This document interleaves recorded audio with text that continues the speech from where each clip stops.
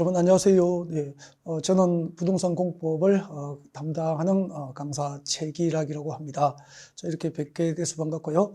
2024년 여러분이 준비하시는 공인중개사 시험에 전부 합격할 수 있도록 최선을 다해서 준비하고 또 열심히 할 것을 약속을 드리면서 강의를 시작을 하겠습니다. 자, 우리 그 부동산 공법을 처음으로 강의를 들으시는 분은 그 입문 과정으로 진행된 강의를 한번 듣고 총정리 이론 강의에 오셨으면 좋겠고요. 또 그 시간상 뭐 좀 여의치 않으신 분은 바로 그 총정리 이론 강의를 들어도 상관이 없습니다. 네, 괜찮을 것 같고요. 네, 여러분이 적합한 방법으로 선택을 하시면 될 것 같습니다. 네. 이 부동산 공법 총정리 이론 강의, 이론 총정리 강의를 앞으로 여러분이 이제 한 최소 3번 이상 이렇게 반복해서 강의를 들으시고요. 이제 전반적으로 어떤 체계가 잡히고 또 이해가 완성된 다음에 이제 문제풀이 시간에 이제 문제집 한 건을 여러분이 함께 풀어내신다면은 무난하게 합격할 수 있지 않을까 그런 생각을 하고 있습니다. 여러분 그 혹시 2023년도에 시험을 보신 분이라면은 여러분 시험지를 받으시고 어떤 그 부동산 공급 문제를 딱 펼쳤을 때 어떤 느낌을 받으셨나요? 최근 한 10년 사이에서 가장 난이도가 좀 높게 출제가 됐다는 것을 느꼈을 거예요. 그래서 그동안에 열심히 또 준비하고 암기 카드 만들어 암기하고 했지만 이렇게 소개 목적을 달성할 수 없으신 분도 계시지 않을까요? 많이 안타까운 생각을 가지고 있고요. 끝까지 여러분을 배신하지 않고요. 여러분을 합격으로 인도를 할 수 있는 가장 그 핵심이 되는 것은 지금 우리가 공부하게 될 총정리 이론 강의 바로 기본서다라고 강조를 드리고 싶고요. 어떤 암기 카드나 뭐 이렇게 첫 글자 따는 암기 방법이나 또 수치를 정리한 그 정리집보다도 정말 여러분이 배신하지 않고요. 마지막에 여러분을 웃게 하게 될 이 기본서를 꼭 이렇게 반복해서 많이 보셔야 된다는 이야기를 전하면서 강의를 시작하겠습니다. 자, 심플하게 시작을 하겠습니다. 네. 자, 부동산공법은 이제 이렇게 구성이 되어 있죠. 부동산공법은 부동산에 관한 공법에 해당하는 법률을 6개를 묶어서 이제 과목을 부동산공법이다라고 이름을 붙이게 된 거고요. 두 가지가 있죠. 부동산공법에서 부동산은 토지하고 그 토지에 정착된 정착물, 대표적으로 이제 건물이 있죠. 그래서 부동산권 그 토지에 관한 법률 이렇게 네 개 하고 그다음에 또 건물을 대상으로 하는 법률 2개 이렇게 해서 모두 6개의 법률로 과목이 구성되어 있습니다. 네. 자, 그리고 그 토지에 관련된 그 공법으로 분류할 수 있는 법률이 굉장히 많습니다. 아마 직간접적으로 수백 개, 뭐 100여 개가 훨씬 넘어요. 그 중에서 부동산 전문가로서 그 기본적인 소양을 갖추기 위해서 꼭 필요한 4개, 국토의 계획 및 이용에 관한 법률하고 도시개발법하고 도시 및 주거환경 정비법하고 이제 농지법 이렇게 4개가 우리 부동산 공법에서 이제 학습해야 될 시험 과목으로 구성이 되어 있고요. 그 수백 개의 토지 관련 법률 가운데서 가장 기본이 되는 법, 그 기본법이 이제 국토의 계획 및 이용에 관한 법률이다라고 말씀드렸고요. 자, 이 기본법에 대한 이해가 완성되어야 나머지 토지 관련 법률이나 또 건물에 관한 법률을 이해하는데 도움이 되죠. 그래서 국토계획법부터 이제 강의를 진행하게 되고요. 출제 문항수, 시험을 준비하는 우리 입장에서는 출제 문항수가 중요하죠. 가장 많죠. 12문제, 도시개발법하고 도시 및 주거환경 정비법이 각각 6문제, 농지법 2문제, 그죠? 그 다음에 이제 건축법하고 주택법이 각각 7문제 이렇게 출제가 됩니다. 그래서 출제 문항수가 많으면은 비중을 많이 두어서 중점적으로 학습을 하셔야 될 것 같고요. 그 중에서 가장 출제 문항수가 많고 다른 법률 이해에 필요한 국토계획법을 가장 이제 공법은 여기서 이제 이 과목의 학습 성공 여부가 이제 달려 있다고 보셔야 돼요. 그래서 국토계획법에 집중적으로 투자해서 이제 반복적으로 학습을 하시고요. 자, 여기에 대한 이해가 어느 정도 완성되면 나머지 도시개발법과 도시비축환경정비법, 농지법, 건축법, 주택법은 그렇게 어렵지 않게 진행할 수 있다. 그렇게 생각하시면 돼요. 자, 그러면은, 자, 우리 그 입문 과정을 이미 들은 것을 전제로 하기 때문에 기본법인 국토교육법도 바로 진도를 준비를 해보겠습니다. 네. 자, 시작합니다. 자, 여러분 교재를 강의를 드리게 될 텐데, 자, 여러분 교재 그 40페이지에 일단 와보십시오. 여러분 교재. 네, 40페이지 오십시오. 네. 준비되셨나요? 자, 여러분 교재 40페이지 오셔서 보시면은, 그 챕터 2에 계획에 관한 부분 그렇게 되어 있죠. 이렇게 해서 국토교육법은 크게 이렇게 4가지로 테마로 구성이 되어 있다는 거예요. 자, 이렇게 구성이 되어 있는데, 제 1장에 보면은 용어 정의 나와 있죠. 용어 정의가 나와 있는데, 예를 들면 보십시오. 자, 광역도시계획이라고 있습니다. 뭐, 광역도시계획.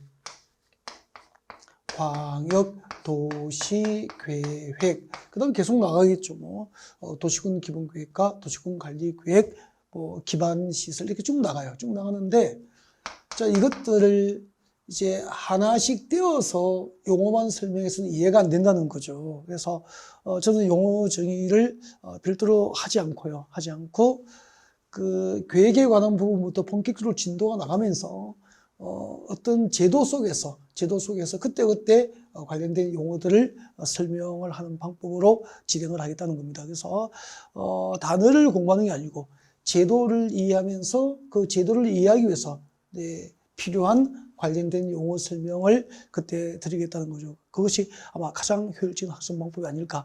용어 정의만 똑 떼어서 설명하더라도 여러분이 지금 무슨 말인지 이해하기가 쉽지 않거든요. 그래서 용어 정의 파트는 안 하는 게 아니고, 자, 제2장부터 3장, 4장 이렇게 강의가 진행되면서 제도 속에서 별도로 용어 설명을 드릴 수도 그렇게 하겠다는 말씀을 전하고 싶고요. 그래서 제1장은 일단은 이렇게 건너뜁니다. 건너뛰고 제도 속에서 설명을 할 거다 그런 이야기죠. 그러면은 제2장 계획에 관한 부분부터 강의를 진행할 건데, 갑자기 계획이 나왔잖아요. 자, 여러분, 국토의 계획 및 이용에 관한 법률, 이 제목을 한번 보십시오. 자, 이 법률은, 자, 그 제목은 그 법률의 내용을 가장 압축적으로 표현한 게 법률 제목이 되잖아요. 자, 이 법률, 국토의 계획 및 이용에 관한 법률은 다음과 같이 구성이 되어 있다고요. 자, 우리나라 국토를, 그런 뜻이죠. 우리나라 국토. 그럼 여러분 머릿속에 대한민국 국토 전부를 상상하시면 되죠. 우리 헌법에는 한반도와 그 부속 도서를 말한다라고 되어 있잖아요. 그죠? 네. 자, 그러면 우리나라 국토를 이용하기 위해서, 이때 이용은 뭐 여러 가지 개념이 포함되어 있습니다. 토지 이용, 국토 이용, 그 다음에 국토 개발이 포함되어 있죠. 개발, 이용, 보전, 이런 개념들이 포함이 되어 있다고. 그러면은, 자, 우리나라 국토를 이용하거나, 개발하거나, 보전을 위해서 먼저 계획을 하겠다는 거죠. 그래서 선계획이라고 합니다. 자, 우리나라 국토를 개발하기 위한 개발계획, 보전계획, 국토 이용에 관한 행정계획을 준비하고요. 이 준비된 행정계획에 의해서 계획적으로 국토를 개발하고 계획적으로 국토를 이용하고 보전하기 위해서 준비된 법이 국토의 계획 및 이용에 관한 법률이라는 거죠. 그래서 국토를 개발하고 국토를 이용하고 국토의 보존에 관하여 먼저 계획을 하고 그 수립된 행정계획에 관하여 규정하고 있는 법이 국토계획법이라는 거죠. 그래서 자, 우리나라 국토를 개발하고 이용하기 위한 각종 행정계획 파트가 제2장이에요. 그래서 이 제2장에서는 잠시 뒤에 우리 입문과정에서 잠시 보셨죠. 광역도시계획이라든지 도시군 계획이라든지 그 도시군 계획 가운데서 도시군 기본계획과 도시군 관리계획, 그리고 지구단위 계획이라든지 성장관리계획 등을 여러분이 학습을 하시게 될 거예요. 네.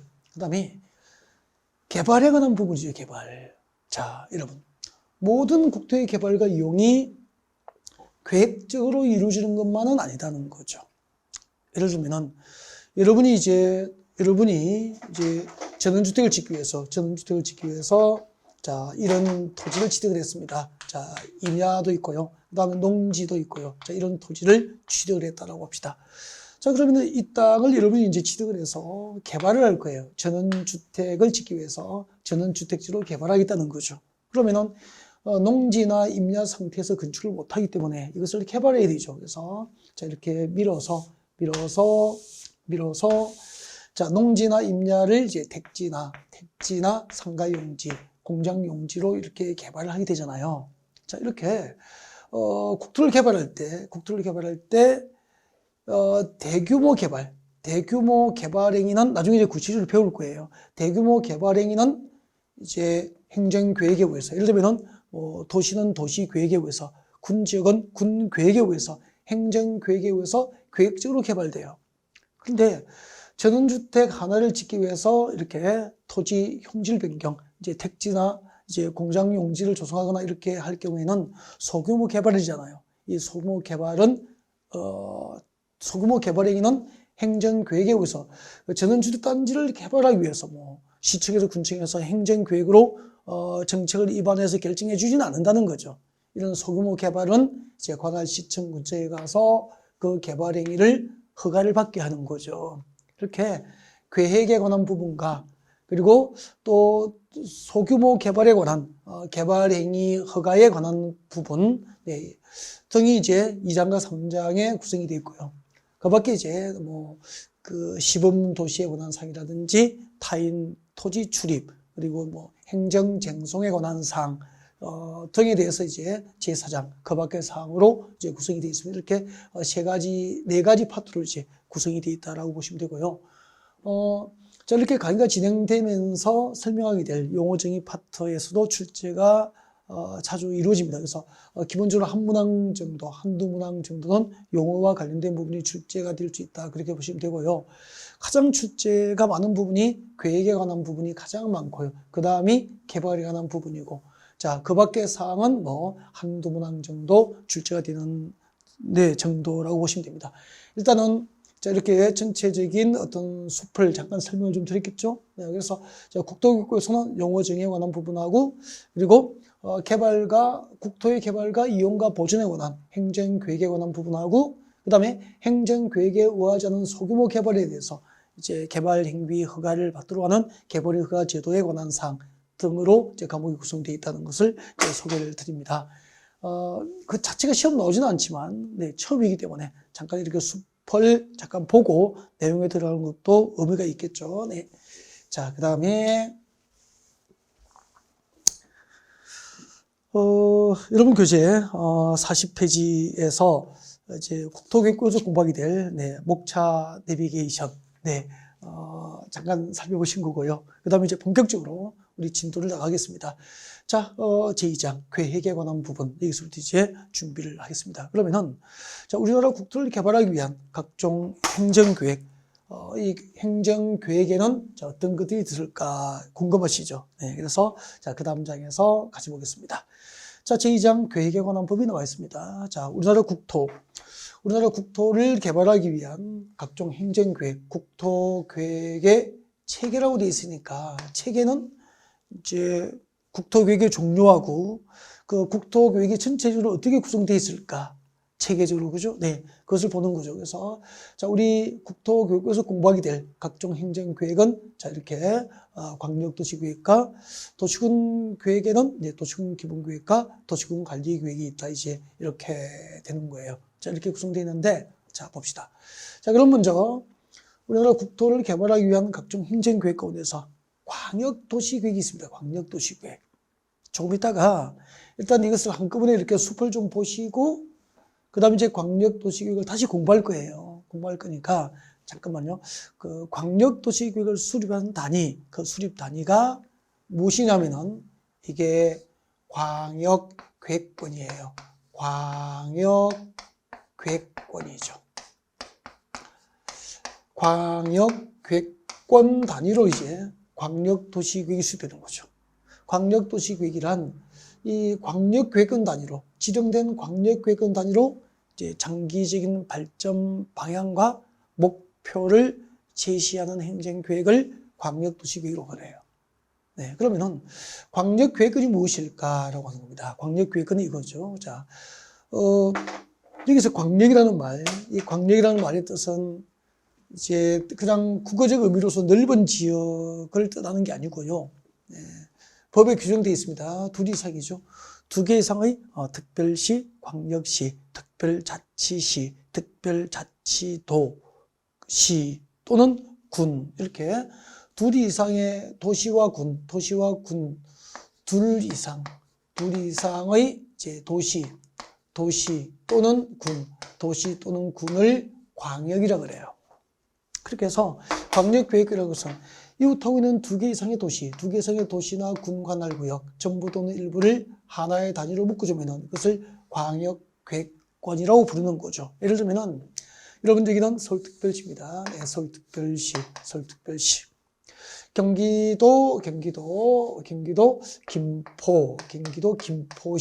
김포시. 그리고 경기도 고양시. 그리고 몇 개죠? 3개죠. 이걸 묶어주는 거죠. 이렇게 묶어주면 무엇이 되는 거죠? 이것을 우리는 광역계획권이라고 부르는 거죠. 그 다음에 여기는 경기도 파주시예요.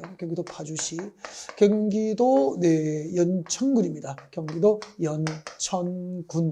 묶으면 무엇이죠? 이것도 광역계획권이 되는 거죠. 그러면 여러분 머릿속에 상상하십시오. 광원도, 춘천, 속초, 강릉을 묶으면 광역계획권이 되는 거죠. 그 다음에 대구광역시하고 인근에 경산시, 청도군, 이렇게 칠곡군 이렇게 묶어도 군이 이렇게 묶어도 광역계획이 되는 거죠. 광주, 목포, 여수, 부안 이렇게 묶어도 광역계획이 되는 거죠. 부산, 울산, 경남 묶어도 광역계획은 이렇게 되는 거고요. 그러면은 왜 이렇게 이제 광역계획권을 지정하도록 했을까, 여러분? 그 현대 도시의 도시 문제 무엇이 있을까요? 우리 서울처럼 이제 도시 문제, 교통 문제, 그죠? 교통 문제, 인구 문제, 환경 문제, 주택 문제, 교육 문제 이런 게 전부 현대 도시가 해결해야 될 도시 문제가 되거든요. 그것이 하나의 도시나 군 단위로 해결이 안 된다는 거죠. 즉 서울시 교통 문제가 곧 수도권, 서울에 인접하고 있는 주요 도시들 간의 공통된 문제지 서울시 교통 문제가 서울시만의 문제는 아니잖아요. 그죠? 네, 그래서 이웃하고 있는 두 개 성의 도시 공간 전부나 일부를 하나의 단위로 묶어서 광역계획권을 지정하고 그 지정된 광역계획권 단위로 이렇게 넓은 지역이죠.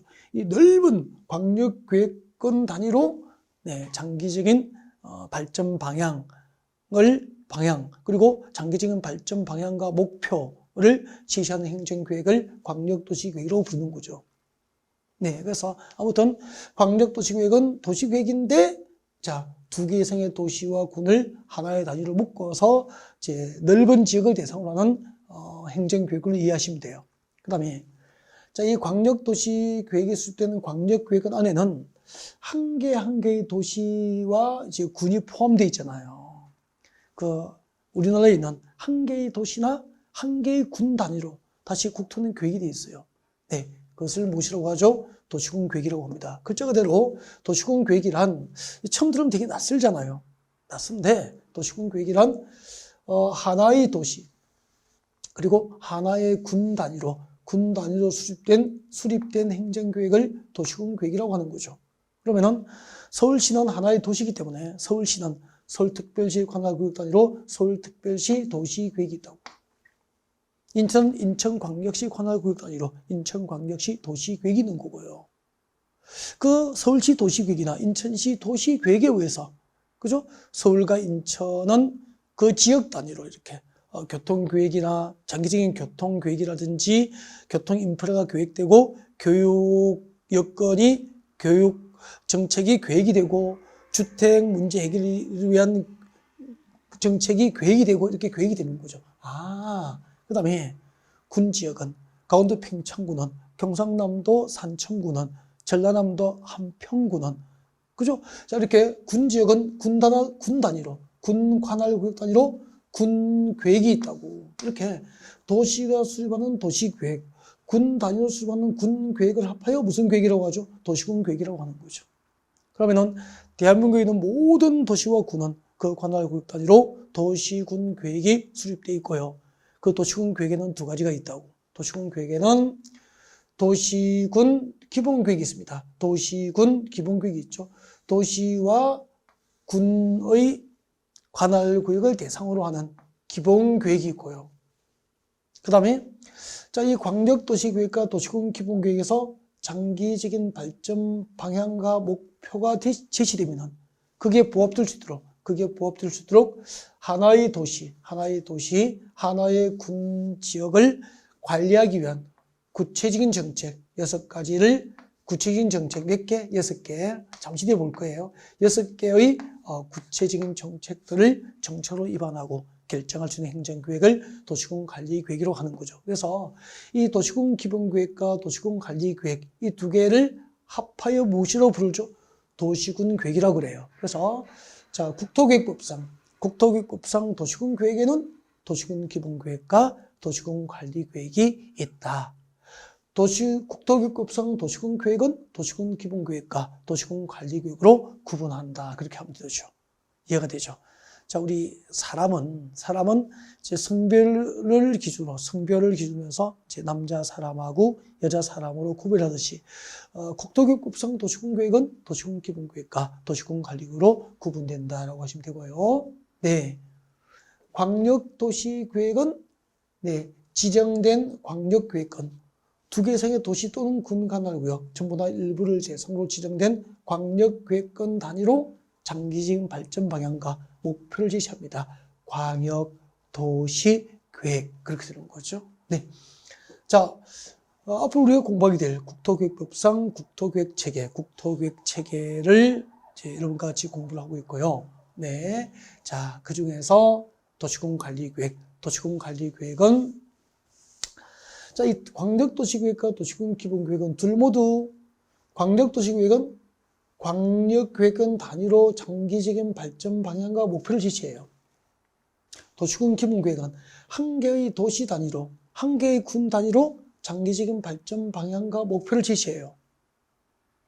그 광역도시계획과 도시군 기본계획도 제시하는 장기적인 발전 방향과 목표에 부합될 수 있도록 도시와 군지역을 관리하기 위해서 6가지 구체적인 정책들을 이제 정책으로 입안하고 결정할 수 있는 행정계획이 도시군 관리계획이 됐다고. 그래서 지금부터 그 도시군 관리계획으로 정책으로 입안하여 결정할 수 있는 대상 그 6개를 이제 들어가서 이제 공부를 좀 해보겠습니다. 네. 자, 넘어왔습니다. 도시군 관리계획 내용 6개는 이제 네. 여기서 이제 설명을 할 거예요. 여기서 설명할 건데, 자, 여기서 한번 봅시다. 네. 이 도시군 관리계획 위에 무엇이 있죠? 금방 배웠죠? 도시군 기본계획이 있죠. 도시군 기본계획이 있다고. 도시군 기본계획이 있죠. 도시군 기본계획은 금방 배우셨죠? 한 개의 도시, 한 개의 군 단위로 네, 장기적인 발전 방향과 목표를 제시합니다. 네, 그러면 서울시는 서울시 도시군 기본계획에 의해서 이 서울이라고 하는 도시가 네, 10년, 20년 이후에 어떤 모습으로 발전하고 개발할 것인지 서울시 도시군 기본계획으로 그 방향과 목표가 제시되고 있는 거예요. 그리고 군지역은 군 관할구역 단위로 네, 이 군 기본계획에 의해서 그 군이 앞으로 10년, 20년 이후에 어떤 방향으로 개발되고 발전할 것인지 그 발전 방향과 목표가 제시된다고. 네.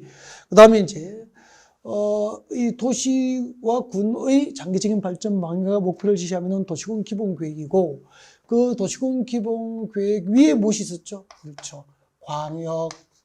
광역도시계획이 있었죠. 광역도시계획이 있었죠.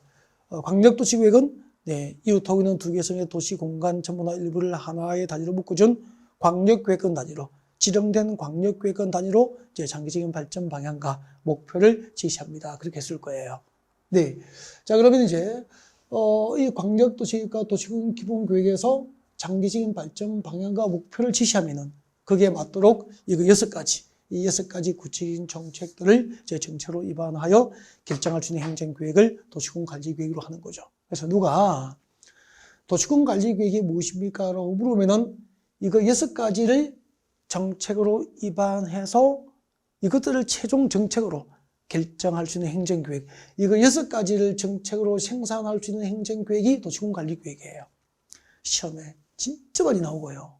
지금 우리가 공부하는 국토계획법은 어떻게 보면은 이 도시군 관리계획 내용 6개를 이제 정책으로 이 6개의 이제 세부적인 사항들로 이 과목이 구성되어 있다는 것을 알게 될 겁니다. 자, 제일 먼저 도시군 관리계획이 무엇입니까? 첫 번째 내용입니다. 도시군 관리계획이란 용도지역과 용도지구를 새로 지정하고 지정된 것을 변경할 수 있는 행정계획이 도시군 관리계획이라는 거죠. 예를 들면은, 자, 이것을 설명드릴게요. 예를 들면 이렇게 됩니다. 여러분, 여기 서울이에요. 서울. 네. 우리 국토 가운데서 서울처럼, 우리나라 국토 가운데서 서울처럼 인구와 산업이 밀집되어서 이미 개발했거나 앞으로 개발할 곳을 용도 지정한 곳을 도시지역이라고 그래요. 도시지역. 인구와 산업이 밀집되어 이미 개발했고 앞으로 개발, 정비, 관리, 보존을 목적으로 용도 지정된 곳은 도시지역이 돼요.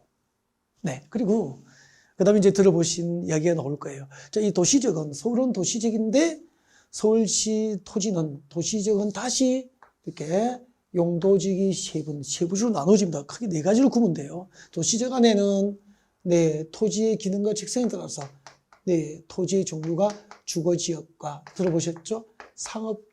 상업지역과 공업지역과 녹지지역으로 구분되어 있는 거죠. 네. 예를 들면은 서울시 주거지역은 앞으로 단독주택이나 아파트와 같은 공동주택과 같은 공동주택과 같은 주거 용도의 건축을 목적으로 용도 지정된 땅이 주거지역이에요. 네. 그러면은 지금 여러분이 살고 계시는 그 아파트는 서울시 용도지역, 도시지역이고 동시에 도시지역이면서 주거지역에 해당하는 거죠. 그리고 상업지역은 뭐 이렇게 대규모 상가, 유통단지라든지 그리고 업무 용도의 빌딩 등 건축을 목적으로 용도 지정된 곳이 상업지역이에요. 공업지역은 공장 건축이죠. 공장 건축, 첨단 산업단지와 같은 공장 건축을 목적으로 용도 지정된 곳은 공업지역이 되는 거죠. 그러면은 주거지역, 상업지역, 공업지역으로 용도가 지정됐다는 것은 주택단지나 유통단지 그리고 산업단지로 개발 목적으로 용도지역이 지정됐다는 것을 알 수 있고요. 네. 그리고 개발 목적으로 용도지역이 지정되기 때문에 비교적 집가가 땅값이 비싸다는 거죠. 근데 자, 똑같은 서울인데 녹지지역이죠. 녹지지역으로 용도지역이 지정된 것은 녹지 보전이 목적이에요. 녹지 보전이 목적이기 때문에 개발할 수 없죠. 원칙적으로. 그래서 토지의 경제적 가치가 낮은 거예요.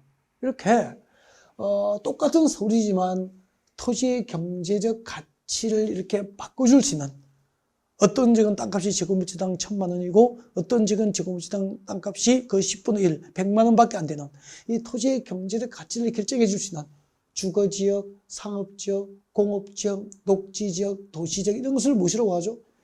용도지역이라고 하는 거예요. 이런 용도지역을 즉 주거지역, 상업지역, 공업지역, 녹지지역과 같은 용도지역을 새로 지정하거나 그리고 한번 지정된 용도지역은 영원하지 않고 변경 가능하거든요. 그 지정된 용도지역을 변경할 때는 도시군 관리계획이라고 하는 행정계획으로 정책을 입안해서 용도지역을 새로 지정도 하고 지정된 용도지역을 변경하게 되는 거예요. 그러니까 서울시 녹지지역을 주거지로 변경해서 대규모 아파트 위주로 신도시를 만들려면은 녹지지역을 주거지로 용도지역을 변경해야 되잖아요. 그때 용도지역 변경은 서울시 도시군 관리계획은 행정계획으로 그것을 정책으로 입안을 해서 최종 정책으로 결정을 하게 된다는 겁니다. 네, 이렇게 용도지역, 용도지구, 용도구역이라는 것을, 그러니까 땅은 용도별로 종류를 분류하면 크게 세 가지로 분류되는 거죠. 용도지역과 용도지구와 용도구역으로 구분되는 거예요. 땅의 종류는. 그런데 그 용도지역, 용도지구, 용도구역이라는 것을 새로 지정하거나 지정된 것을 변경할 수 있는 행정계획을 도시군관리계획이라고 한다 이 말입니다. 그래서 누가 도시군관리계획이 무엇입니까? 라고 물으면은 용도지역, 용도지구, 용도구역을 새로 지정하고 지정된 것을 변경할 수 있는 행정계획을 도시군관리계획이라고 합니다. 라고 대답을 하시면 돼요. 조금씩 이제 이해가 되기 시작하는 거죠. 네. 자, 그러면은 또 이게 궁금하잖아. 그러면은 우리가 처음이기 때문에 용도지역이 무엇입니까? 또 궁금하잖아요. 그때 용도지역이 무엇입니까? 그것은 다음 주에 오시면 또 배우게 돼요. 예를 들면 용도지역이 무엇인지 용도지역의 의의를 배웁니다. 그 다음에 우리나라 국토를 대상으로 지정하는 용도지역의 종류가 21개거든요. 그 21개의 용도지역의 종류를 여러분이 공부하시게 될 거예요. 그 다음에 21개의 용도지역별로 어떤 용도지역은 어떤 목적으로 지정되지 용도지역별 지정 목적을 공부하게 돼요. 그 다음에 어떤 용도지역에 내 고객이 땅을 사면은 어떤 용도지역에 땅을 사면은 어떤 개발행위를 할 수 있고 어떤 개발행위를 못하게 법으로 규제를 받는지 용도지역 안에서 행위 제한, 개발 행위 제한을 말합니다. 개발행위 제한에 관한 사항을 공부하게 돼요. 그 다음에 내 고객이 어떤 용도지역에 땅을 사면은 어떤 용도지역에 땅을 사면은 예를 들면 땅을 100제곱미터를 사면은 그 100제곱미터의 대지에서 몇 %까지 건축을 할 수 있을까? 네, 대지 면적에서 건축 가능한 면적이 차지하는 비율을 나중에 배웁니다. 이것을 들어보신 적은 있죠? 건폐율이라고 하거든요. 그 용도지역별 건폐율. 어떤 용도지역에 땅 사면은 대지 면적의 몇 %를 건축할 수 있는가를 결정해야 될 건폐율이 몇 %인지. 예를 들면은 일종전용 주거지역은 건폐율이 50%라면은 그 일종전용 주거지역의 땅을 사면은 대지 면적의 50% 이하로 건축 면적이 규제를 받게 되는 거예요. 그래서 용도지역 안의 건폐율. 그 다음에 내 고객이 어떤 용도지역 땅을 사면은 건폐율에 의해서 대지 면적이 100제곱미터인데 건폐율이 50%면은 대지 면적이 50%까지 건축하니까 50제곱미터를 건축할 수 있다고. 그때 건축하는 건축물의 높이를 몇 층까지 건축할 수 있을까? 이것을 결정하는 것은 용도지역 안의 용적률이 됩니다. 용적률. 대지 면적에 대한 건축 연면적 비율이 됩니다. 자, 이런 것들을 이제 공부하게 되는 거죠. 그래서 용도지역의 의의, 종류, 지정 목적, 용도지역별 행위 제한, 용도지역 안의 건폐율과 용적률 등은 다음에 공부하게 되는 거죠. 다음 시간에. 기다려 주셔야 돼요. 그래서 이 학문이라는 것은 공부라는 것은 뒤쪽을 알아야 앞쪽이 이해가 돼요. 앞쪽이 이해가 돼야 뒤쪽이 이해가 되고요. 중간 부분이 이해가 돼야 앞뒤가 이해되는 부분이 있다 이 말이에요. 그래서 처음으로 강의를 들을 때는 일단은 모르면은 그냥 넘어가는 거예요. 왜요? 앞쪽을 이해하기 위해서 뒤쪽이 이해가 필요한 부분이 있기 때문에 그런 거죠. 그죠? 그 다음에 또 앞쪽을 이해하기 위해서 중간 부분을 이해해야 앞쪽이 이해되는 부분도 있거든요. 당연히 중간하고 뒤쪽을 이해하려면 앞쪽은 이해되어 있어야 되고요. 그래서 일단은 한 바퀴 1회독을 하셔야 돼요. 그래야 두 번째 들을 때부터 제대로 들리기 시작한다는 얘기죠. 그래서 처음 강의를 들으실 때는 제 강의에 듣는 순간 이해가 되고요. 듣는 순간 이해가 되고 돌아서면은 잊어버리는 게 당연하다는 거죠. 끊임없이 회독수가 반복되는 과정에서 전체적인 숲이 보이고 용어가 익숙해지고 네 이제 나중에는 응용 능력까지 생겨나는 거고요. 2023년도에 시험을 보시면 부동산공법이 예전보다 상당히 어려웠거든요. 아까 잠깐 제가 말씀드렸듯이 10년 이내에 가장 저 개인적으로 어렵게 출제가 됐다고 판단이 돼요. 그래서 그 수험생들이 1년, 2년 동안 쭉 짜고 공부해도 합격하신 분들은 55점에서 한 65점 사이에 분포할 수 있는 수준의 난이도였다고. 그러니까 65점 이상은 솔직히 운이 좋아서 되는 점수를 받는 거지 실력으로 받기는 상당히 좀 어려웠다는 거죠. 그리고 이참하신 분도 대부분 가락으로 떨어지신 분도 상당히 많았다는 거죠, 이번 시험은. 그래서 그 상대평가를 정부가 포기하는 대신에 이제 2차 과목으로 난이도를 높여서 합격 인원수를 줄이는 방향으로 정책이 변해간다는 거죠. 그게 맞도록 수험 준비가 이루어져야 되죠. 네. 그래서 그게 맞도록 수험 준비를 하는 방법은 진짜 여러분은 이렇게 가셔야 돼요. 지금 우리 총정리 이론 강의, 인강드림의 이 기본서를 아까 제가 잠깐 말씀드렸잖아요. 이 기본서를 이걸 끝까지 놓지 않아야 돼요. 물론 효율적인 방법으로 그 범위 넓은 광대한 공법을 단기간에 한번 해독수를 늘리기 위해서 효율적인 방법으로 핵심만 공부하는 핵심 요약집도 필요해요. 그것은 기본 이론서가 충분하지 못하다면 이 요약서만 보셨으면 힘들다는 거잖아요. 그래서 기본 강의를 하는 거라고. 그 다음 나중에 이제 가장 중요한 테마만 뽑아서 또 특강이 이루어지기도 하죠. 이렇게 이 특강 자료만 보아서 합격하기는 쉽지 않다는 가장 효율적인 방법은 돼요. 핵심이 무엇인지를 파악할 수 있으니까. 그죠? 근데 요약집만 본다든지 또 이 핵심 특강 자료만 본다든지, 그죠? 이것만 보고 그 다음에 뭐 자기만의 암기 카드만 이렇게 만들어서 보아서는 네, 합격을 할 수 있는 시대는 지났다는 이야기죠. 결국은 기본서를 이해하고, 결국 강의를 듣는 목적은 혼자 기본서 보기가 힘들잖아요. 이해가 안 되니까 진도가 안 나가잖아요. 그래서 전문가의 도움을 받는 거잖아요. 이 좋은 세상에. 집에서 안방에서 인터넷 강의로 도움을 받을 수 있죠. 강의 듣고 2번 정도 반복해서 들으면 전체는 이해가 되거든. 그러면 교재를 상당히 빠르게 한 번씩 볼 수 있잖아. 한 번 보고, 2번 보고, 3번 보고, 4번 보고, 5번 보고, 금방 가능해진다 이 말이에요. 적어도 이 기본서에 대한 반복이 5번 이상 정도는 반복이 되어야만 이제 앞에도 이해되고, 중간에도 이해되고, 뒤쪽으로 이해했기 때문에 또 앞쪽이 명확해지고 이렇게 돼요. 이게 가능해져요. 올해 이제 시험은 지문이 길어지고, 네. 이렇게 앞도 알고, 중간도 알고, 뒷부분도 알고 있어야 맞출 수 있는 종합적인 문제의 문제 해결 능력을 갖게 된다는 것을 네, 꼭 말씀드리고 부탁드리고 싶어요. 네. 쉽게 공부하신 분들, 네. 암기하는 과목으로 생각하고 공부하신 분들, 시험지를 받는 순간 낭패를 당하시게 되잖아요. 네. 같이 보겠습니다. 그 다음에 똑같아요. 도시군관리계획으로 용도지역, 용도구역이라는 것을 새로 지정하고 변경하는데 용도지역편 들어가면은 용도지역의 의, 종류, 목적, 행위 제한, 용도지역 안의 금폐율, 용적률을 구분한다고 그랬죠. 마찬가지라고. 용도지구편 들어가면 마찬가지예요. 용도지구가 무엇인지, 용도지구의 의. 저는요, 강의를 하면서 용도지구가 뭐죠라고 물으면은 그 개념에 대한 정확한 이해가 되어서 용도지구가 무엇인지 책 보지 않고 말을 할 수 있는 수준이 돼야 시험을 볼 수 있다고 생각해요. 혹시 공부하신 경험이 있으시면 용도지구가 뭐죠? 말씀하십시오. 용도지구가 뭐죠? 말씀해 보십시오.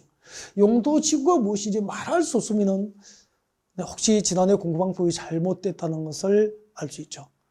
용도지역, 용도지구, 용도구역을 수백 번 들었을 텐데 용도지구 뭐죠도 책 보지 않고 용도지구 무엇인지 개념을 말할 수 없다면 그것은 공부방법이 뭔가 잘못됐다는 거잖아요. 그 다음에 용도지구의 특징, 용도지구의 분류. 여기서도 봐요.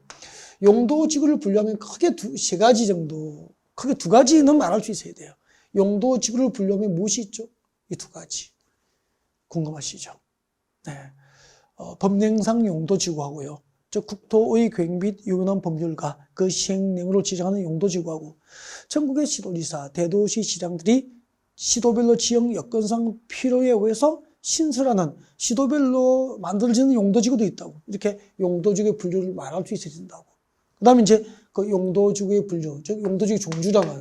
종류, 용도지구별 지정 목적, 용도지구별 지정 목적, 그리고 어떤 용도지구의 땅 사면은 어떤 건축이 가능하고 어떤 건축이 제한됐는지, 용도지구 안의 건축 제한 이런 내용을 나중에 이제 국토교육에서 강론으로 공부하게 돼요. 그다음에 이제 용도구역도 마찬가지라고. 용도구역의 종류, 용도구역이 무엇인지, 용도구역의 용도구역의 종류. 여러분, 도시공관리계획으로 지정과 변경을 결정할 수 있는 용도구역에는 5개가 있어요. 5개. 그죠? 개발제한구역, 그린벨트입니다. 도시 자연공원구역, 그리고 시가와 초정구역, 수산자원 보호구역, 그리고 입지규제 최소구역. 그죠?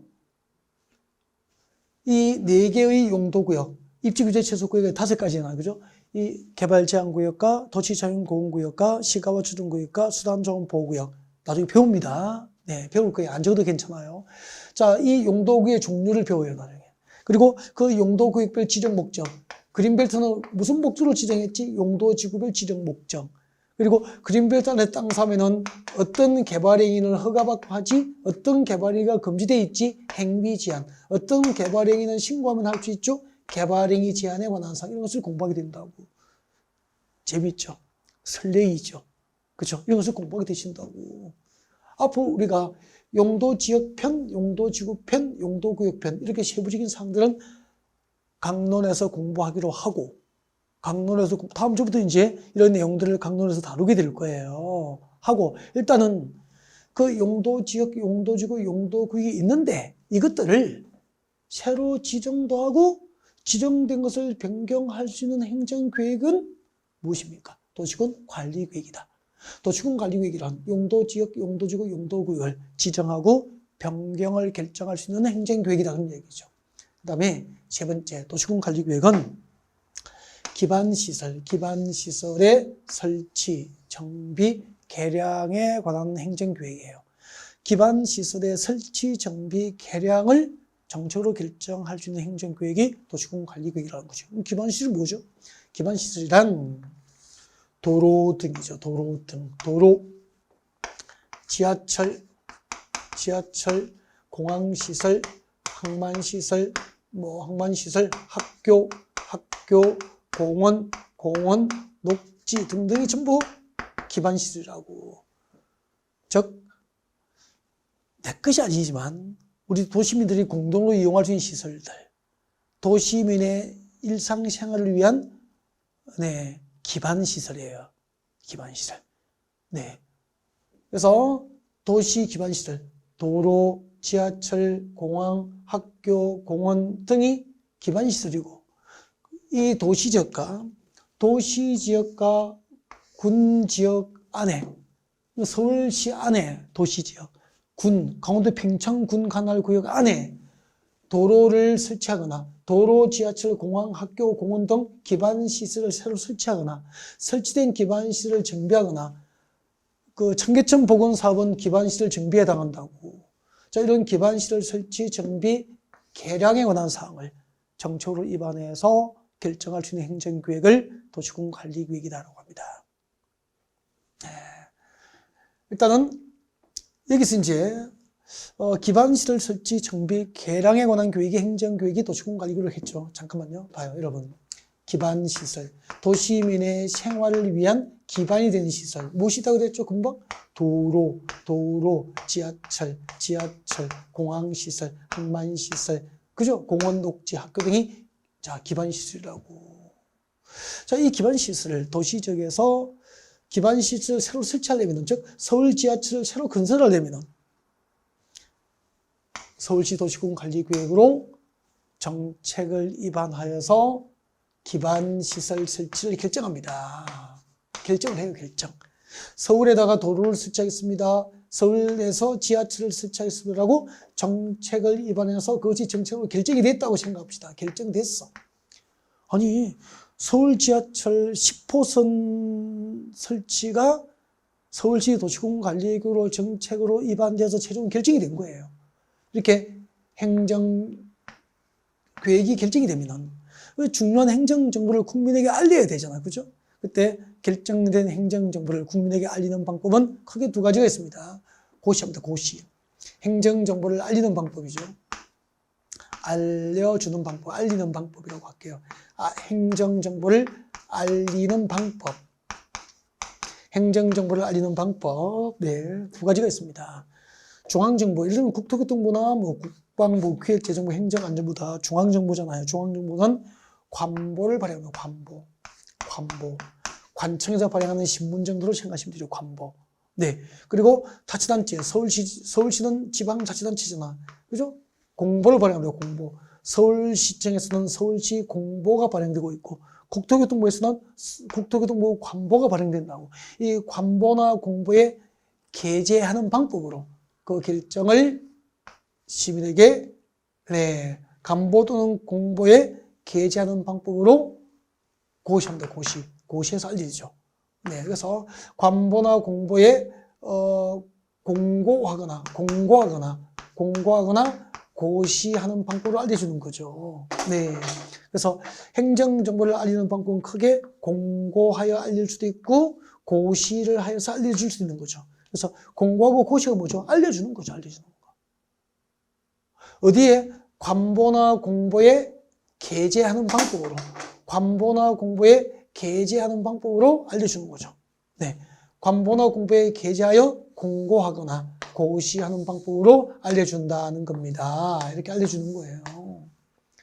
자, 이렇게 서울시 도로 설치나 지하철 설치가 정치로 결정되면 서울시는 지방자치단체니까 관보를 발행합니까? 공보입니까? 공보. 그 공보에, 서울시 공보에 게재하는 방법으로 결정을 서울 시민에게 알려줍니다. 이것을 결정고시라고 하는 거 따라해봐요. 결정고시. 결정고시가 뭐죠? 자, 도시군 관리구로 어떤 정책이 결정되고 그 결정 사실을 서울시 공보에 게재하는 방법으로 게재하는 방법으로 알려줍니다. 이것을 결정고시라고 그러죠. 그때부터 이 기반시설 중에서 도로와 같은 기반시설 중에서 도시군 관리 계획으로 결정된 시설을 무엇이라고 하냐면 이것을 도시군 계획 시설이라고 한다고. 이게 용어 설명이에요. 용어 설명. 그래서 국토계획법상 도시군 계획 시설을 하면 기반시설 중에서 도시군 관리 계획으로 결정된 시설을 도시군 계획 시설이라고 하는 거죠.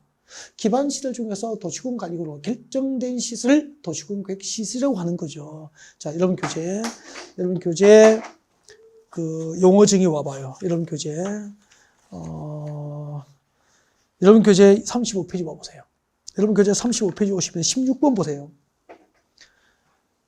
여러분 교재 35페이지 오면 16편에 도시군 계획 시설 나와 있죠. 별표예요. 저는 이렇게 제도 속에서 설명하잖아요. 용어를. 그죠?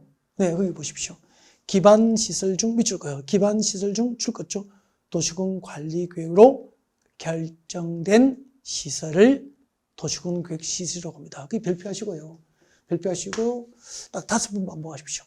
기반시설 중에서 도시군 관리구, 기반시설 중에서 도시군 관리구로 결정된 시설을 도시군 계획 시설이라고 한다는 거지. 그리고 그 도시군 계획 시설을, 즉 도로 지하철이 도시군 계획 시설이잖아요. 그 도시군 계획 시설을 새로 설치하고 정비하고 개량하는 사업을 도시군 계획 시설 사업, 도시군 계획 시설 사업이라고 하는 거죠. 그러면은 서울서 도로 만들고 서울 지하철 건설하고 한강대교 만들고 고척동에 야구 돔 경기장 설치하는 사업이 곧 서울시 도시군 계획시설 사업이 되는 거죠. 세 가지를 배운 거죠, 용어를. 여러분, 도시민의 생활의 기반이 될 수 있는 도로, 지하철 등을 무엇이라고 합니까?